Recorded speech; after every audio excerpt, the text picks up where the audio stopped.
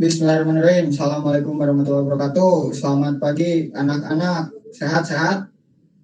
Waalaikumsalam warahmatullahi wabarakatuh. Alhamdulillah pagi-pagi di saya sudah ada yang jualan nasi goreng ya buat sarapan katanya. Tapi nggak apa-apa, saya sudah makan. Saya mau absen dulu ya. Yang pertama Alivia hadir. Hadir, Pak. Oke, alhamdulillah. Putri hadir. Hadir, Pak. Maaf, Pak. Tetap hadir. Keren banget kamu. Nafisa. Hadir, Pak. Oke, mantap. Adisti. Hadir, Pak. Rafli gimana, Rafli hadir? Hadir, Pak. Mantap. Liana. Hadir, Pak. Eka hadir, Eka. Hadir, Pak. Sama Nurbayan hadir gak? Hadir, Pak. Oke, alhamdulillah pada sehat ya di kelas. Sekarang udah pada hadir, ada Alif, ada Putri, ada Nafisa, ada Rizky, ada Rafli, ada yang lain, ada Ilman juga sebagai guru ya teman-teman. Oke, bismillahirrahmanirrahim, kita buka aja pembelajaran hari ini. Sebelumnya kita berdoa dulu sebelum memulai pembelajaran ya. Oke, berdoa dimulai.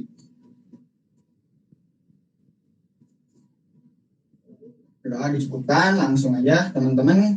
Saya mau nanya dulu ya sebelumnya, masih pada ingat gak nih pertemuan kemarin itu kita belajar apa aja? Cekan sama Bapak mau ditunjuk, siapa ya?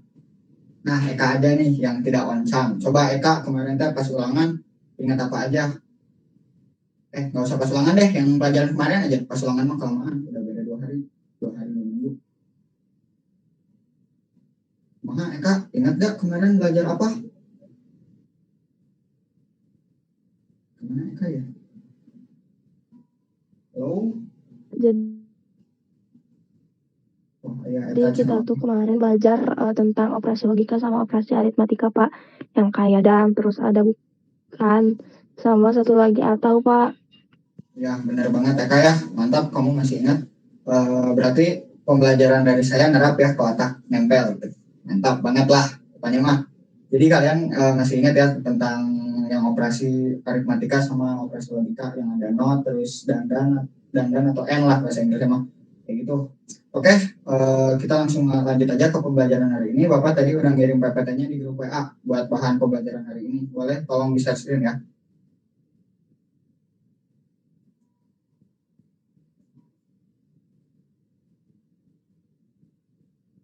Nah, mantap. Udah familiar lah ya kalian sama PPT Bapak. Sip, anak-anak hari ini kita bakal belajar materi percabangan. Boleh di next slide, Cik.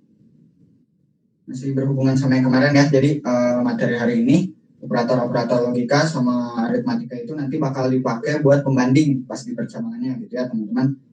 Nah, next slide boleh teh. Nah, apa sih percabangan itu Pak? Percabangan teh sebuah proses yang menentukan langkah mana yang akan diambil program berdasarkan kondisi yang ada gitu. Jadi misalnya kalau kita ngecek suatu kondisi, kalau kondisinya A berarti programnya bakal berjalan sesuai kondisi atau perintah yang ada di kondisi A kayak gitu. Kalau kondisinya B berarti programnya akan berjalan sesuai perintah yang ada di jalur B dan seterusnya. Kalau misalnya kondisinya ada yang lain kayak misalnya kondisi C dan yang lain-lain gitu ya. Nah, di sini ada yang tahu nggak, Cikan, contoh proses percabangan di dunia nyata kayak gimana, Cik? Coba deh, Rafli, sebutin proses percabangan di dunia nyata, kumaha contohnya gitu. Gimana, Pak? Nah, ayo, Rafli, kenalan tadi. Yang main HP ya kamu tadi ya? Maaf Pak, tadi ada yang telepon, jadi nomornya nggak saya save Pak. Makanya tadi saya mikir dulu siapa yang telepon saya itu Pak. Jadi saya lagi mohon maaf Pak. Ya, nggak apa-apa Rafli ya. Tapi lain kali mah pas belajar gitu nanti ya, supaya nggak ngeganggu gitu siapa teh. Boleh disimpan dulu ya, atau enggak di mode getar aja. Jadi nggak getar kalau ada yang penting aja gitu, jadi nggak ngeganggu belajar kayak notif tinung-tinung atau lain yang kayak itu, jadi nggak ngeganggu ya. Siap, Rafli? Mohon, siapa? Oke, karena Rafli belum siap ya. Tadi mungkin untuk menjawab. Coba deh saya tunjuk lagi yang lain. Putri deh, boleh Putri? Boleh sebutin contohnya Putri? Iya, contohnya teh ya Pak. Tadi teh contohnya tuh menurut saya sih contohnya yang kalau misalnya di mall gitu ya. Pak, ada di toilet gitu. Toiletnya ada toilet perempuan sama toilet laki-laki, Pak. Jadi saya boleh masuk toilet cuma sesuai jenis kelamin saya gitu. Kan saya perempuan, masuknya ke toilet perempuan gitu, Pak, mungkin. Oke, benar pisahnya Putri, benar sekali. Mantap. Jadi udah paham ya mungkin teman-teman sekalian dari penjelasannya Putri. Terus dari penjelasan saya juga mungkin teman-teman udah paham lah maksudnya percabangan itu kayak gimana. Gimana yang lainnya bisa dipahami nggak? Siap, bisa Pak. Bisa, Pak. Alhamdulillah kalau udah pada paham ya. Sekarang Bapak bakal langsung aja ngacak kelompok di grup WhatsApp ya. Nanti bakal Bapak kirim. Jadi buat hari ini kita bakal bahas percabangan if else sama percabangan switch case ya teman-teman. Oke, Bapak bakal acak kelompoknya sekarang bentar ya. Bapak acak dulu. Sip, udah diacak ya teman-teman. Udah Bapak kirim di grup WhatsApp, boleh dicek kelompok kalian masing-masing. Boleh kalian langsung diskusi aja sekarang sama kelompok kalian buat mencari informasi tentang materi yang sesuai sama kelompok kalian. Bapak bakal kasih waktu 30 menit lah. Habis itu Bapak mau perwakilan kelompoknya untuk ngejelasin. 30 menitnya dimulai dari sekarang ya teman-teman. Udah pada siap kan? Siap, Pak. So, langsung aja mulai diskusi. Cik, saya penasaran. Kelompok 1 udah aman? Udah dapat apa aja, Cik? Diskusi dari tadi. Ada siapa aja tuh kelompok 1? Ada Alif, ada Putri, ada Nafisah, Adisti. Coba udah dapat apa aja? Belum, Pak.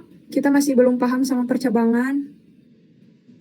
Yang if else, Pak, soalnya dari sumber yang kita dapat if else tuh ada banyak, Pak. Di sini dijelasin kayak kebagi 3 gitu. Jadi ada if terus ada if atau else sama satu lagi if else if, Pak. Bener dah, itu mah sumbernya udah benar. Jadi teman-teman kelompok 1, kalian nanti boleh jelasin ya dari 3 percabangan tersebut. Jadi if else itu dibagi 3, benar tadi dari sumber yang tadi. Boleh langsung lanjut aja mempelajari materi tersebut ya teman-teman dari kelompok 1. Oke, Pak. Kalau kelompok 2 gimana nih? Kelompok 2 aman? Halo teman-teman kelompok 2. Kalau dari kita kayaknya aman mungkin ya teman-teman, atau gimana? Bentar, aku masih bingung di bagian default-nya, Pak. Bagian default ya, oke Liana. Jadi bagian default tuh kan bakal dijalanin kalau sama programnya. Nah dijalaninnya tuh kumaha Pak?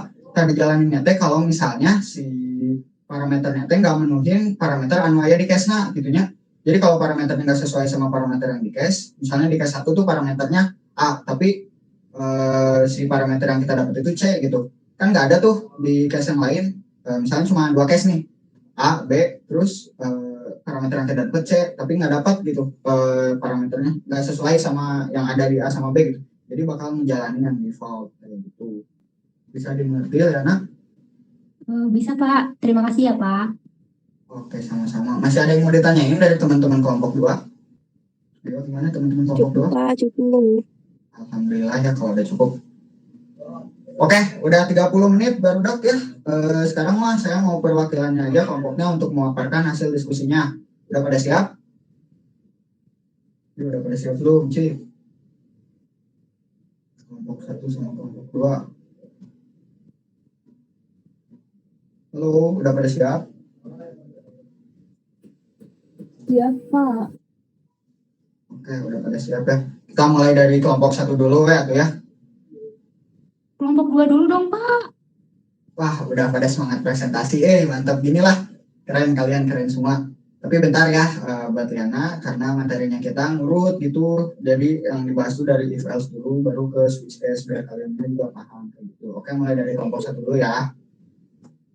Ya udah, Pak. Siap lah. Siap. Oke, boleh langsung kelompok 1 perwakilannya. Boleh dipaparin sekarang hasil dari diskusinya. Oke, siap Pak. Jadi aku dari perwakilan kelompok 1 akan memaparkan hasil diskusi kelompok 1. Jadi percabangan if atau else kebagi menjadi 3 Pak. Yang pertama if. Nah, percabangan ini cuma punya 1 blok pilihan. Oke, benar sekali Adisti. Yang kedua apa? Ayo temennya yang lain. Iya Pak, buat yang kedua yang if atau else Pak. Jadi punya 2 blok pilihan yaitu benar dan salah. Mantap pisan Alif. Berarti nerap ya tadi, padahal belajar sendiri gitu. Yang terakhir. Untuk yang terakhir Pak, if else if Pak. Percabangan ini teh punya lebih dari 2 blok pilihan Pak. Jadi biasanya dipakai kalau kondisi dan perintahnya teh banyak. Kayak misalnya pilihan menu gitu. Siap, mantap banget ya kelompok 1, terima kasih. Kelompok 2 ada tanggapan nggak mengenai penjelasan dari kelompok 1? Udah pada paham? Atau ada yang mau menambah? Saya Pak, Boleh Uyan, Nurbayan. kalau menurut saya untuk menu lebih cocok pakai switch case Pak. Soalnya kalau pakai if else nanti jadinya panjang Pak kodenya. Oke, bagusnya tanggapannya Uyan, bagus sekali. Tapi sebentar ya, coba sekarang kelompok 2 dulu presentasikan hasil diskusinya. Nanti kalau kalian udah memaparin hasil diskusi kalian, baru saya tanggapi pernyataan Uyan tadi ya. Oke, gimana kelompok 2? Tadi paling semangat, sekarang malah pada diem. Sebentar Pak. Ayo atuh cepetan, katanya udah pada diskusi, waktu diskusinya kan udah habis, masa sekarang diskusi lagi? Ayo atuh langsung aja. Perwakilan kelompok 2 kemana itu? Halo kelompok 2. Ya udah ditunjuk banyak. Boleh dari Nurbayan dulu deh. Tadi kan semangat pas pernyataan. Sok Nurbayan. Siap Pak, jadi dari kelompok 2 hasil diskusi yang kita dapat gini Pak. Percabangan switch case itu percabangan yang harus ada parameternya Pak. Jadi perintah yang dilakuin bakal sesuai sama parameter yang ada Pak. Iya Pak, jadi percabangan switch case itu biasanya dipakai pas ada menu gitu Pak, pas ada pilihan misalnya pilihan angka 1 sampai 3 gitu Pak. Iya benar Pak, selain itu di percabangan switch case ada juga default Pak. Nah itu biasanya kalau inputan kita nggak sesuai gitu Pak, misalnya disuruh milih 1 sampai 3 tapi kita milih 4, nah perintah yang di default bakal dijalanin Pak. Oke, mantap banget ya kelompok 2. Boleh kekoprok dulu buat dirinya sendiri ya teman-teman. Apalagi Liana nih tadi keren banget ya. Padahal tadi sempat nanya ke saya kan tentang default ya, tapi sekarang malah ngejelasin tentang default gitu. Berarti udah benar-benar ngerti ya Liana. Iya Pak. Mantap, teman-teman yang lain gimana? Udah pada paham belum? Bisa dipahami nggak? Bapak sebelumnya izin bertanya Pak. Boleh Nafisa? Jadi default itu sama kayak else, kalau if else itu gimana Pak? Masih belum. Ya, benar sekali ya Nafisa. Jadi default sama else yang di if else itu sama. Fungsinya sama-sama ngejalanin perintah kalau kondisinya nggak sesuai syarat yang ada di blok pilihan. Nah, kalau misalnya blok pilihannya banyak ya, tentunya lebih dari 2 gitu lah. Jadi bakal jalanin perintah kalau nggak ada di blok pilihan yang lain di dalam programnya kayak gitu. Gimana? Sudah pada paham murid-murid, teman-teman, kawan-kawan? Paham Pak. Pak. Nah, sudah pada paham. Nah, sekarang Bapak pertanyaan dari Nurbayan tadi ya. Jadi tergantung itu mah Nurbayan ya dari algoritma si pemrogramnya sendiri. Nah, jadi nggak selalu if else yang lebih panjang dari switch case gitu ya. Begitupun sebaliknya ya Nurbayan. Terus bisa juga dipengaruhi faktor dari seberapa kompleks program yang dibuat sama si programmernya gitu. Gimana, bisa ngerti nggak Uyan? Udah paham? Teman-temannya juga gimana? Bisa Pak. Bapak. Mantap. Alhamdulillah teman-teman. Mungkin gitu aja ya buat diskusi hari ini. Udah beres lah. Jadi kesimpulannya untuk diskusi hari ini percabangan dasar itu secara garis besar terbagi menjadi 2 gitu kalau berdasarkan bentuknya, yaitu if else sama switch case. Nah sebenarnya fungsinya sama gitu ya, if else sama switch case. Tapi si switch case ini sebenarnya fungsi yang merupakan bentuk lain dari if else gitu. Tapi pas pengaplikasiannya tergantung dari programmernya itu mah mana yang lebih cocok sama algoritmanya dia, mana yang lebih cocok sama program yang dia buat gitu. Kalau misalnya programnya susah pakai if else, mungkin lebih pakai switch case gitu teman-teman. Nah Bapak kira cukup ya untuk hari ini. Untuk minggu depan kita akan coba gabungkan dan implementasikan percabangan sama operasi logika aritmatika yang kemarin udah kita pelajari ya teman-teman. Jadi dipersiapin mulai cari-cari contoh di internet karena kita langsung coba codingnya di minggu depan gitu teman-teman. Mungkin sekian ya buat hari ini. Alhamdulillah udah beres pembelajaran sama diskusinya. Bapak tutup. Sebelumnya kita berdoa terlebih dahulu. Doa dimulai. Oke, berdoa dicukupkan untuk hari ini. Wabillahi taufiq wal hidayah. Wassalamualaikum warahmatullahi wabarakatuh. Sampai jumpa di minggu depan teman-teman ya. Waalaikumsalam warahmatullahi wabarakatuh. Sama.